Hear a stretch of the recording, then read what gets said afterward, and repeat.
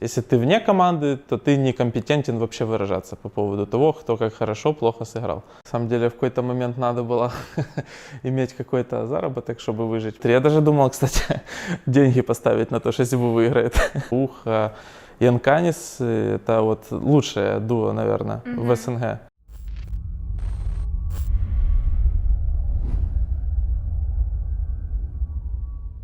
Привет, Вань! Добро пожаловать в команду Hellraisers. Добро пожаловать в ад. Привет, спасибо за такой теплый прием. Как дела, как настроение? Настроение на самом деле офигенное. Наконец-то я дождался своего инвайта в команду после долгого перерыва. Расскажи про этот период в полгода. Стримы. Что еще было в твоей жизни? Что еще? Ну, наверное, первый месяц я вообще как-то... На самом деле я хорошо отдохнул от командного, так сказать, соревновательного режима, но потом сильно за этим заскучал, и, в общем, на самом деле в какой-то момент надо было иметь какой-то заработок, чтобы выжить, пока найдешь новую команду. И вот ребята, которые у меня сидели на стриме, очень мне с этим помогли. Ты не поверишь, смотрела твою стену в ВК в твоем паблике и нашла там вот такой вот пост. Достаточно несколько дней провести с игроками, разбирающими свои матчи, чтобы понять, насколько все остальные зрители, комментаторы и аналитики далеки от фиксирования важнейших игровых моментов. И ты написал, что этот твит года для тебя. Поэтому... Ну на самом деле так и есть. Почему люди далеки? Потому что вот даже, например, я не играя 6 месяцев, да, или сколько я там не играл, но при этом я смотрел демо, и я хотя бы хоть как-то представлял, от чего сейчас там может строиться игра, какая игровая мета, чтобы понимать вообще все, вот эти вот аспекты, как сейчас люди играют, за счет чего делают решения, почему там где-то сыграл сам, где-то так, это надо понимать, как сейчас, все играют. И чтобы это понимать, это надо играть на хорошем уровне. То есть зрители, аналитики, комментаторы, вообще просто все люди, которые вот не в этой тусовке, наши типа вот прогеймерской якобы, поняли, они вообще не имеют ни малейшего понятия, что это такое вообще. То есть у них поверхностное отношение. Да. Они могут типа обижаться на то, что я сказал, не обижаться, но это правда.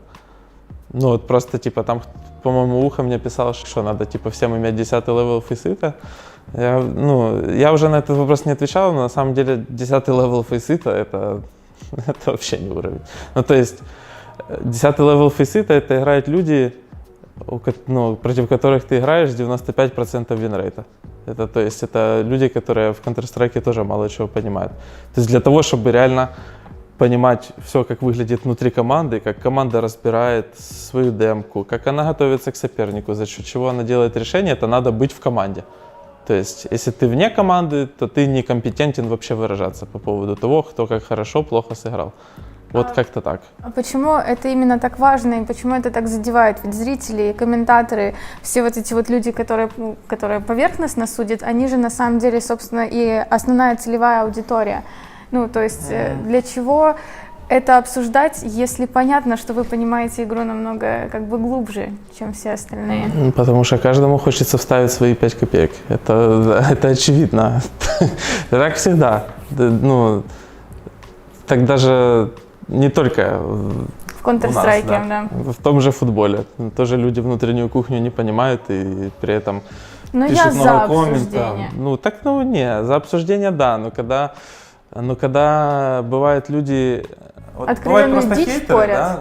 да? Бывают хейтеры, бывают люди просто рандомные, которые просто зашел написать, просто так, говорит, я зашел, тебя обосрать. Ты комментарии читаешь?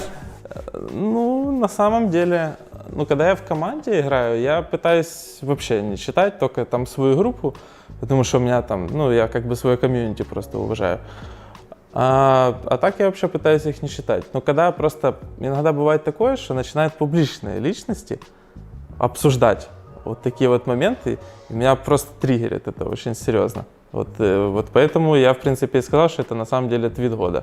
Теперь давай насчет роли в команде. Ты до этого был авапером, ты был ингейм лидером. Теперь ты я уже всем был. Теперь ты входишь в команду, в которой уже есть авапер, Но я, либо мы чего-то не знаем, и ты Ну, нам сейчас об этом расскажешь. ну, меня взяли в команду как авапера, Мгм. поэтому, а Нуки посадили на роли луркера отчасти. И второго, так сказать. Ну, то есть за дефенс он играет ротейтеров, а за атаку он играет луркеров под точками. Вот, как-то так это происходит. Но он, в принципе, я не расстроился.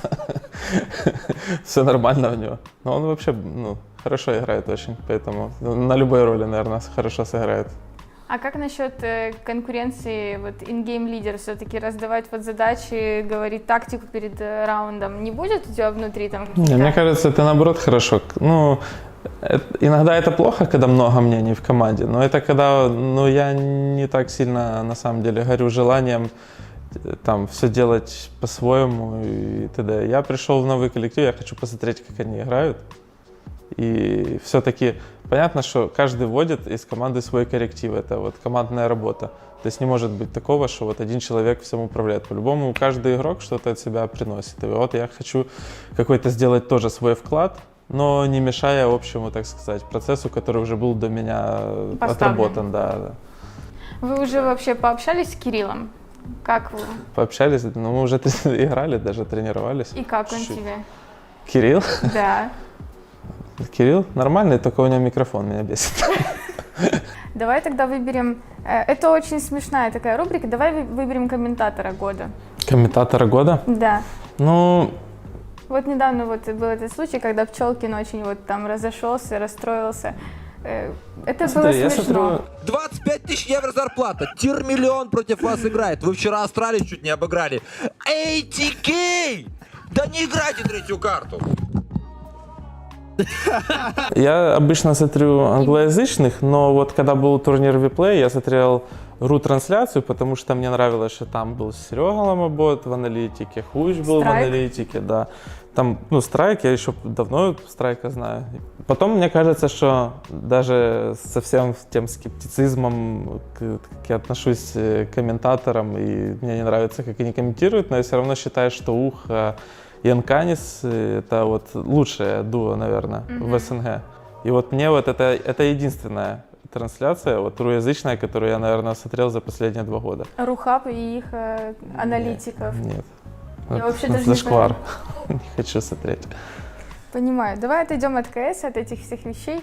Расскажи мне фильм года, Фильм года, который я посмотрел, да? который оставил неизгладимое впечатление.